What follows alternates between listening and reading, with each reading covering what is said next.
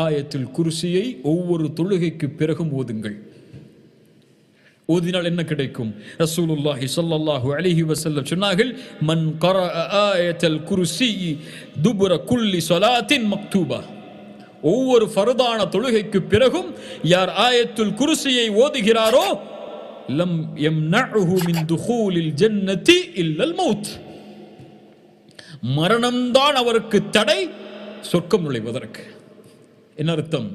அவர் அந்த நிலையில் மௌத்தாகிவிட்டார், அவர் சொர்க்கம் புகுவார். அல்லாஹ் அந்த கூட்டத்தில் என்னை ஆக்கட்டும்.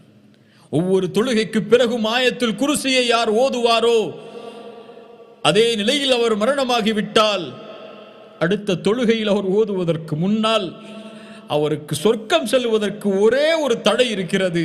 அவர் மௌத்தாயிட்டா சொர்க்கம் போயிடலாம். ஆயத்துல் குர்சி